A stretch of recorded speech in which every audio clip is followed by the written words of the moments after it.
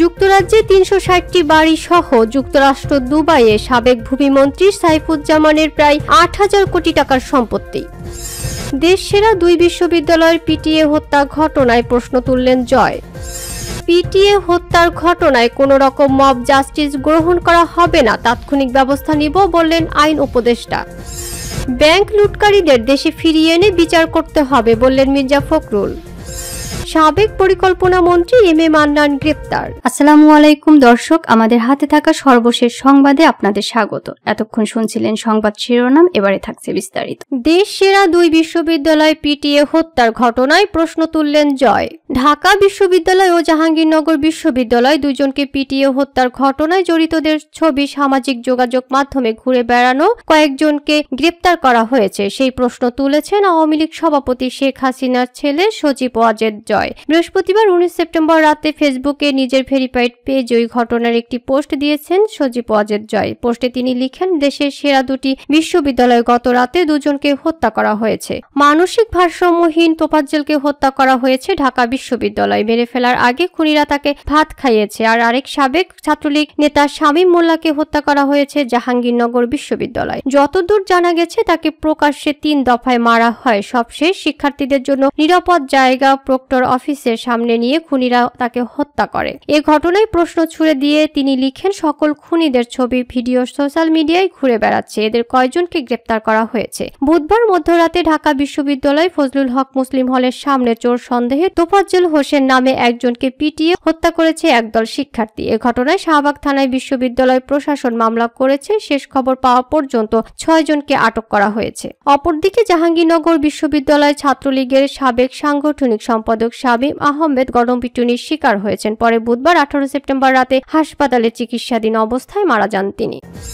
PTA হত্যার ঘটনায় কোনো রকম মব জাস্টিস করা হবে না, তাৎক্ষণিক ব্যবস্থা নেব বললেন আইন উপদেষ্টা ডক্টর আসিফ নজরুল। আইন বিচার ও সংসদ বিষয়ক উপদেষ্টা ডক্টর আসিফ নজরুল বলেছেন, কোনো রকম মব জাস্টিস, আইন নিজের হাতে তুলে নেওয়া, গণপিটুনি দেওয়ার মতো ঘটনা কোনোভাবেই গ্রহণযোগ্য হবে না। বৃহস্পতিবার ১৯ সেপ্টেম্বর সন্ধ্যায় ফরেন সার্ভিস একাডেমিতে এক ব্রিফিংয়ে তিনি এসব কথা বলেন। ঢাকা বিশ্ববিদ্যালয় ও জাহাঙ্গীরনগর বিশ্ববিদ্যালয় ২ জন নিহতের ঘটনায় খুবই মর্মাহত হয়ে জানিয়ে তিনি বলেন, এটা আমাদের মর্মাহত করেছে, এটা আমাদের খুবই কষ্ট দিয়েছে। ইতিমধ্যে ব্যবস্থা নিয়েছি, ৩ জনকে গ্রেপ্তার করা হয়েছে। এই ধরনের ঘটনা এড়ানোর জন্য আমরা যত রকমের পদক্ষেপ নেওয়ার প্রয়োজন তত রকম পদক্ষেপ নেব। আইন উপদেষ্টা বলেন, এখানে কোনো রকম মব জাস্টিস, আইন নিজের হাতে তুলে নেওয়া, গণপিটুনি দেওয়া এগুলো কোনোভাবে গ্রহণ করা হবে না। বিচার বহির্ভূত কোনো হত্যাকাণ্ড অ্যাকসেপ্ট করা হবে না। আমরা একটা জিনিস নিশ্চিত করছি, আমাদের সরকার আইনিভাবে তাৎক্ষণিকভাবে ব্যবস্থা নেবে। তদন্ত ও বিচার সাপেক্ষে উপযুক্ত শাস্তির ব্যবস্থা করা হবে। এদিকে সাবেক পরিকল্পনা মন্ত্রী এম.এ. মান্নান গ্রেফতার। আওয়ামী লীগ সরকারের সাবেক পরিকল্পনা মন্ত্রী এম.এ. মান্নানকে গ্রেফতার করেছে পুলিশ। বৃহস্পতিবার ১৯ সেপ্টেম্বর রাত ১০টায় সুনামগঞ্জের শান্তিগঞ্জ উপজেলায় নিজ বাড়িতে অভিযান চালিয়ে তাকে গ্রেফতার করা হয়। সুনামগঞ্জ জেলা পুলিশ ফমা আনোয়ার হোসেন খান গণমাধ্যমকে বিষয়টি নিশ্চিত করেছেন। তিনি জানান, গত ৪ আগস্টের শিক্ষার্থীদের উপর হামলার ঘটনায় ৪ সেপ্টেম্বর দায়ের করা মামলায় এজাহার নামীয় আসামি হিসেবে সুনির্দিষ্ট অভিযোগের ভিত্তিতে তাকে গ্রেফতার করা হয়েছে। তাকে সুনামগঞ্জ সদর থানায় হেফাজতে রাখা হয়েছে। শুক্রবার তাকে আদালতে প্রেরণ করা হবে এবং আরও বিস্তারিত তদন্তের স্বার্থে আসামির রিমান্ড আবেদন করা হবে। প্রসঙ্গত, ৪ আগস্ট শিক্ষার্থীদের উপর হামলার ঘটনায় ১ মাস পর গত ৪ সেপ্টেম্বর সাবেক পরিকল্পনা মন্ত্রী এম.এ. মান্নান সহ ৯৯ জনকে আসামি করে দ্রুত আইনের মামলা দায়ের করেন ঘটনায় আহত যুবক জহিরের ভাই। এম.এ. মান্নান সরকারি চাকরি থেকে অবসরের পর ২০০৫ সালে সুনামগঞ্জ ৩ আসনের উপনির্বাচনে আওয়ামী লীগের সমর্থন নিয়ে অংশগ্রহণ করে পরাজিত হন। পরবর্তীতে ২০০৮ সালের ৯ম জাতীয় সংসদে এমপি নির্বাচিত হন। ২০১৪ সালে ১০ম সংসদে অর্থ ও পরিকল্পনা মন্ত্রণালয়ের প্রতিমন্ত্রী এবং ২০১৮ সালের একাদশ সংসদে শেখ হাসিনা সরকারের পরিকল্পনা মন্ত্রীর দায়িত্ব পান। যুক্তরাজ্যে ৩৬০টি বাড়ি সহ যুক্তরাষ্ট্র দুবাইয়ে সাবেক ভূমিমন্ত্রী সাইফুজ্জামানের প্রায় ৮,০০০ কোটি টাকার সম্পত্তি। যুক্তরাজ্যের 360টি, যুক্তরাষ্ট্রের 9টি, দুবাইয়ে 54টি বাড়ি ও অ্যাপার্টমেন্ট রয়েছে সাবেক ভূমিমন্ত্রী সাইফুজ্জামানের। এছাড়া বাড়ি রয়েছে সিঙ্গাপুর, মালয়েশিয়াতেও। সাবেক ভূমিমন্ত্রী সাইফুজ্জামান চৌধুরী যুক্তরাজ্য, যুক্তরাষ্ট্র, আরব আমিরাতে গড়ে তুলেছেন সম্পদের পাহাড়। আর এই সবই জানতেন গণ অভ্যুত্থানে ক্ষমতাচ্যুত প্রধানমন্ত্রী শেখ হাসিনা। এসব দেশে সাইফুজ্জামানের 67 কোটি 50 লাখ ডলার বা 8100 কোটি টাকার পরিমাণ সম্পদ রয়েছে বলে উঠে এসেছে আল জাজিরার অনুসন্ধানী প্রতিবেদনে। বুধবার কাতার ভিত্তিক সংবাদ মাধ্যম আল জাজিরার অফিসিয়াল ইউটিউব চ্যানেলে প্রকাশিত প্রতিবেদনে তুলে ধরা হয়েছে সাইফুজ্জামান চৌধুরীর এই বিরাট সাম্রাজ্যের বিস্তারিত তথ্য। এই প্রতিবেদন তৈরির কাজ শুরু হয়েছিল 2023 সালে। ক্ষমতাচ্যুত শেখ হাসিনা সরকারের ভূমিমন্ত্রী সাইফুজ্জামান চৌধুরী শুধু যুক্তরাজ্যে 360টি বাড়ির মালিক। এর বেশিরভাগই বার্কলি গ্রুপের মতো শীর্ষস্থানীয় নির্মাতা প্রতিষ্ঠান থেকে কেনা। বাড়িগুলোর বর্তমান বাজার মূল্য 32 কোটি ডলার। বাংলাদেশি টাকায় এই অর্থের পরিমাণ দাঁড়ায় 3824 কোটি টাকার বেশি। এর বাইরে যুক্তরাষ্ট্র ও দুবাইও তার সম্পদ রয়েছে। কাতার ভিত্তিক আন্তর্জাতিক সংবাদ প্রচার মাধ্যম আল জাজিরার এক অনুসন্ধানী প্রতিবেদন এসব তথ্য উঠে এসেছে।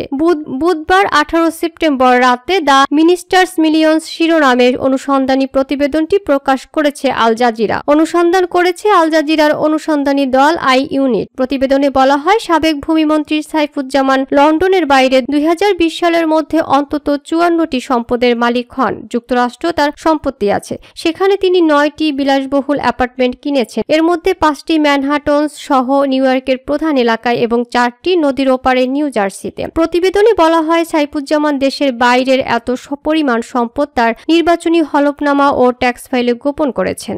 আল জাজিরা অনুসন্ধান বলছে, লন্ডনের সাইফুজ্জামান চৌধুরীর হয়ে সব সম্পদ দেখাশোনা করেন চট্টগ্রামের Ripon Mahmud. Saifuzzaman Singapore bank DBS থেকে ঋণ নিয়েছেন। ওই ব্যাংকের কর্মী রাহুল মার্টের বর্ণনায়ও সাইফুজ্জামানের সম্পদের বর্ণনা উঠে এসেছে। কিভাবে তিনি বিদেশে এত সম্পদ গড়েছেন সেই ধারণাও পাওয়া গেছে। এছাড়া সাইফুজ্জামান চৌধুরীর বর্ণনায় তার সম্পদ ও ব্যক্তিগত জীবন সম্পর্কে ধারণা পাওয়া গেছে। শেখ হাসিনা দেশের বাইরে তার ব্যবসার কথা জানতেন উল্লেখ করে সাইফুজ্জামান আল জাজিরার অনুসন্ধানী দলকে বলেছেন, আমার এখানে ব্যবসা আছে, সেটা শেখ হাসিনা তিনি জানতেন। প্রতিবেদনে বলা হয়, সাইফুজ্জামান ছিলেন সাবেক প্রধানমন্ত্রী শেখ হাসিনার খুবই কাছের ও বিশ্বস্ত। তিনি 2014 সালে সংসদ সদস্য ও প্রতিমন্ত্রী হন। 2019 সালে শেখ হাসিনা তাকে পদোন্নতি দিয়ে ভূমিমন্ত্রী করেন। সাইফুজ্জামান ও আল জাজিরাকে বলেছেন, আমার বাবা প্রধানমন্ত্রীর খুব ঘনিষ্ঠ ছিলেন। সত্যি বলতে আমিও, আমার বস প্রধানমন্ত্রী হাসিনা। আল জাজিরার অনুসন্ধানী দলের কাছে বাংলাদেশের সাবেক ভূমিমন্ত্রী সাইফুজ্জামান তার বিলাসী জীবনেরও গল্প করেছেন। সেখানে তিনি নিজের জুতার বর্ণনা দিতে গিয়ে বলেন,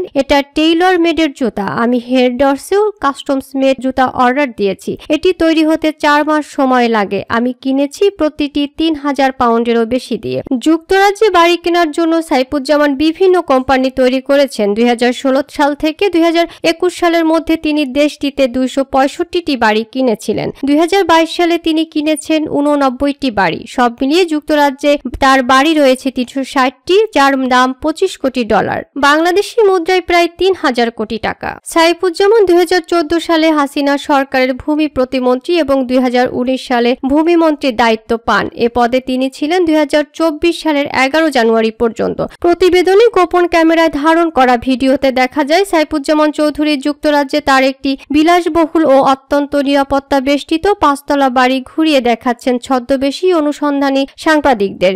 বাড়িটি ঘুরিয়ে দেখার সময় তিনি সেখানে বলছেন, এটা আমাদের সিনেমা হল, এটা আমার নতুন রোলস। বাংলাদেশ আওয়ামী লীগ মনোনীত 4 বারের এ সংসদ সদস্য ভূমিমন্ত্রী থাকাকালে 2018 সালে জুনে বাংলাদেশের ইউসিবি ব্যাংক দখল করেন সাইফুজ্জামান। গত 27 আগস্ট বাংলাদেশ ব্যাংক ইউসিবির বোর্ড ভেঙে দিলে ব্যাংকটির নিয়ন্ত্রণ হারান তিনি। জব্দ করা হয়েছে বাংলাদেশে তার ও তার স্ত্রীর ব্যাংক হিসাবও। বিদেশে সম্পদ ক্রয়ের ক্ষেত্রে নানা ব্যবসা থেকে আয় এবং ব্যাংক ঋণের মাধ্যমে সেগুলো কিনেছেন বলে ব্যাখ্যা দিয়েছেন সাইফুজ্জামান। দুবাইয়ের ব্যবসার মাধ্যমে আয় করা যুক্তরাজ্যে নিয়ে সম্পদ কিনেছেন এমনটি দেখানো হলেও বাংলাদেশ থেকেই দুবাইয়ে অর্থ পাচার করা হয়েছে বলে উঠে এসেছে প্রতিবেদনটিতে। এসব সম্পদের কোনো কিছুই সাইফুজ্জামান বাংলাদেশে তার বার্ষিক আয়কর রিটার্ন বা নির্বাচনী হলফনামায় কখনোই উল্লেখ করেননি। যুক্তরাজ্যে সাইফুজ্জামানের এজেন্ট রিপন মাহমুদ আল জাজিরার অনুসন্ধানী সাংবাদিকদের জানান, এসব বিনিয়োগ হয় ছোট ছোট অঙ্কে, যাতে করে সেসব দেশের সরকারের নজরে না পড়ে। রিপন বলেন, তিনি সাইফুজ্জামান 1 কোটি ডলার আনেন এবং বলেন যে আমি নগদে কিনিনি, ব্যাংক আমাকে টাকা দিয়েছে। কেবল যুক্তরাজ্যে যুক্তরাজ্যে 9 যুক্তরাষ্ট্র 9টি বিলাসবহুল অ্যাপার্টমেন্ট আছে সাইফুজ্জামানের। এর মধ্যে 5টি নিউ ইয়র্কের প্রধান এলাকাগুলোতে এবং 4টি নিউ জার্সিতে। আল জাজিরাকে রিপন জানিয়েছেন প্রতি বছর তার মাধ্যমে $10 কোটি বিনিয়োগ করেন সাইফুজ্জামান। বাংলাদেশি মুদ্রা যার পরিমাণ প্রায় $1200 কোটি। এসব অর্থ পাচার এবং বিদেশে বিনিয়োগের জন্য সেসব দেশের ব্যাংক কর্মকর্তা, ফাইন্যান্সার, আইনজীবী, রিয়েল এস্টেট কোম্পানি এজেন্টের সঙ্গে নিয়ে একটি নেটওয়ার্ক গড়ে তুলেছিলেন সাইফুজ্জামান। মধ্যপ্রাচ্যের দেশ সংযুক্ত আরব আমিরাত ও দুবাইয়ে সাইফুজ্জামানের রয়েছে অঢেল সম্পদ। সেখানে তার ও তার স্ত্রী রুকমিলান রামানের নামে রয়েছে প্রচুর সম্পত্তি। যুক্তরাজ্যের বাড়িতে বসে আল জাজিরা ছদ্মবেশী সাংবাদিকদের সঙ্গে কথা বলার সময় দুবাইয়ে তার সম্পদের বর্ণনা দিয়ে সাইফুজ্জামান বলেন, আমার সিঙ্গাপুর ও মালয়েশিয়ায় বাড়ি আছে, নিউ ইয়র্ক ম্যানহাটনে আমার সম্পত্তি আছে। তিনি জানান প্রধানমন্ত্রী শেখ হাসিনা জানতেন যে এসব দেশে তার ব্যবসা রয়েছে। এ সময় আলাপচারিতায় তিনি জুতা, স্যুট সহ বিলাসবহুল সব পণ্য কিনে থাকেন বলে জানান। 3000 পাউন্ড বা প্রায় $5.5 লাখ দামের এক একটি জুতা এবং 6000 পাউন্ড বা প্রায় $9.5 লাখ দামের এক একটি স্যুট তিনি কেনেন বলে জানান। বাংলাদেশের মুদ্রানীতি অনুযায়ী দেশের নাগরিকরা বছরে $12,000 বেশি বিদেশে নিতে পারেন না। বাংলাদেশ থেকে যুক্তরাজ্যে এত টাকা নেওয়ার পদ্ধতি বিষয়ে জানতে চাইলে তিনি বলেছেন, আমার দুবাইয়ে একটা ব্যবসা আছে, সেখানে একটা রিয়েল এস্টেটে কেনাবেচার ব্যবসা করি। দুবাই থেকে এখানে টাকা আনি। বাংলাদেশ থেকে দুবাইয়ে কিভাবে টাকা আসে সেটা ব্যাখ্যা করে রিপন জানান, দুবাইয়ে কোম্পানিগুলোর সঙ্গে বাংলাদেশি কোম্পানির ব্যবসা দেখিয়ে টাকা নেওয়া হয়। আল জাজিরা ছদ্মবেশী সাংবাদিক চীন থেকে দুবাইয়ে অর্থ নিতে চান জানালে হুন্ডির মাধ্যমে এই লেনদেনে সহযোগিতা করার চেষ্টা করবেন বলেও জানান সাইফুজ্জামান। সাইফুজ্জামানের এজেন্ট রিপন এক পর্যায়ে আল জাজিরার সাংবাদিকদের জানিয়েছেন, নিউ ইয়র্ক ও সান ফ্রান্সিসকোতে সাইফুজ্জামানের $2 কোটি স্টক রয়েছে। দুবাইয়ে বিনিয়োগ করা আছে $19 কোটি। লন্ডনে বিনিয়োগ করা আছে $30 কোটি। প্রতিবেদনে বলা হয়েছে, রিপনের তথ্য এবং তাদের অনুসন্ধান মতে বিদেশে সাইফুজ্জামানের মোট সম্পদের পরিমাণ প্রায় $675 মিলিয়ন বা $67 কোটি 50 লাখ। বাংলাদেশি মুদ্রায় যার পরিমাণ প্রায় $8100 কোটি। এসব বিষয়ে অফিসিয়ালি মন্তব্য জানতে চাইলে সাইফুজ্জামান আল জাজিরার কাছে দাবি করেন এসব সম্পত্তি তার বৈধ ব্যবসার অর্থ দিয়ে কেনা এবং তিনি রাজনৈতিক প্রতিহিংসার শিকার। আল জাজিরার প্রতিবেদনে বলা হয়, বাংলাদেশের কর্তৃপক্ষ সম্প্রতি সাইফুজ্জামান চৌধুরীর ব্যক্তিগত ও ব্যবসায়িক ব্যাংক অ্যাকাউন্টগুলো লেনদেন স্থগিতের নির্দেশ দিয়েছে। সাইফুজ্জামানের বর্তমান অবস্থা অজানা, তবে বাংলাদেশ ছেড়েছেন বলে সাম্প্রতিক একটি কথোপকথনে তিনি উল্লেখ করেছেন। ব্যাংক লুটকারীদেরকে দেশে ফিরিয়ে এনে বিচার করতে হবে বললেন মির্জা ফখরুল। ব্যাংক লুটেরাদের দেশে ফিরিয়ে এনে বিচারের আওতায় আনার দাবি জানিয়েছেন বিএনপির মহাসচিব মির্জা ফখরুল ইসলাম আলমগীর। বৃহস্পতিবার বিকেলে ঠাকুরগাঁওয়ের পীরগঞ্জ উপজেলা বিএনপির আয়োজনে মিনি স্টেডিয়ামে গণতন্ত্র রক্ষা এবং শেখ হাসিনা ও তার দোসরদের বিচারের দাবিতে এক জনসভা অনুষ্ঠিত হয়। এ সময় বিএনপির মহাসচিব মির্জা ফখরুল ইসলাম আলমগীর বলেন, গত 16 বছর দেশের সব ব্যাংক থেকে হাজার হাজার কোটি টাকা লোন নিয়ে বিদেশে পাচার করেছে আওয়ামী লীগের নেতাকর্মীরা। সব টাকা লুট করে দেশের অর্থনীতি ধ্বংস করে দিয়েছে। শেখ হাসিনা দেশটাকে বাপদাদার জমিদারি মনে করেছিল। যখন ইচ্ছা মানুষকে ধরে নিয়ে গুম করে রাখতো, না হয় হত্যা করত। ইলিয়াস আলী সহ গুম হওয়া নেতাকর্মীর সন্তান ও স্বজনরা এখনো তাদের পথ চেয়ে আছেন। বিএনপির মহাসচিব আরো বলেন, আওয়ামী লীগ এমন কাণ্ড করেছিল, মানুষকে ভোট দিতে দেয়নি। তাদের স্লোগান ছিল, আমার ভোট আমি দেব, তোমার ভোটও আমি দেব। তারা দেশের মানুষের সঙ্গে গাদ্দারি করেছে, আল্লাহ তাদের বিচার করেছেন। ওবায়দুল কাদেরকে উদ্দেশ্য করে মির্জা ফখরুল ইসলাম আলমগীর বলেন, ছাত্র জনতার সরকার বর্তমানে দেশের ময়লা আবর্জনা পরিষ্কার করছে। মাঠ পরিষ্কার হলে ওবায়দুল কাদের সাহেবকে খেলার আমন্ত্রণ জানাবো, আসেন আগামীতে খেলা হবে। তিনি আরো বলেন, বর্তমান প্রধান উপদেষ্টা ডক্টর ইউনূস একজন সার্বজনীন ব্যক্তিত্ব, তিনি নোবেল বিজয়ী। সারা পৃথিবীর মানুষ তাকে সম্মান করেন, অথচ শেখ হাসিনা তার নামে মামলা দিয়ে তাকেও জেলে পাঠাতে চেয়েছিলেন। আল্লাহর কি বিধি, তিনি নিজেই এখন দেশ ছাড়া হয়েছেন।